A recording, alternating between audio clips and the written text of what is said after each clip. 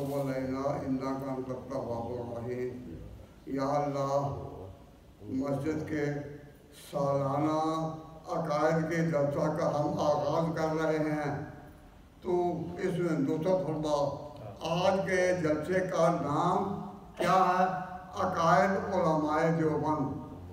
और नंबर 2, मौलाना अशरफ अली थानवी रहमतुल्लाह अलैह की खिदमत। आम तौर पर जब नाम लिया जाता है अकायद उलमाए देवबंद का, तो उस वक़्त वो अकायद का जलसा जो है हर साल सेम होगा, क्योंकि उन अकायद के दोहराने की ज़रूरत हर साल होती है। हर साल लोगों को, हमारे साथियों को पता चलना चाहिए कि ये मस्जिद जो अकायद उलमाए देवबंद के नाम पर चल रही है, वो अकायद क्या हैं, उनमें कोई वहशत महसूस न की जाए। तो हर साल उनका यादा होगा, और जिस बुजुर्ग का नाम होगा ये उसका दूसरा मौजू है कि उन्होंने क्या खिदमत की। तो इस वक्त मौलाना थानवी रहमतुल्लाह अलैह ने क्या खिदमत की, इसकी कोई बात इस वक्त नहीं होगी। इस वक्त सिर्फ बात ये होगी कि अकायद और उलमाए देवबंद क्या है। क्यों?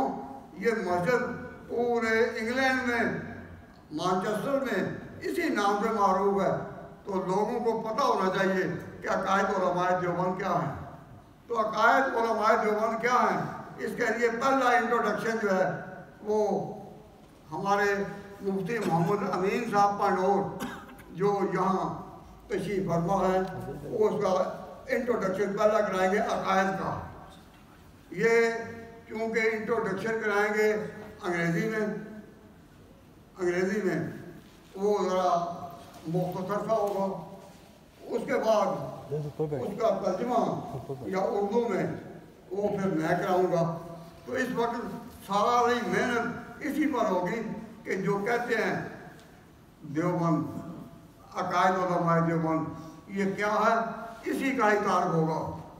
और पिछले पहर में इसका ज़िमनी तौर पर मौलाना थानवी रहमतुल्लाह अलैह की खिदमत का भी तज़किरा होगा।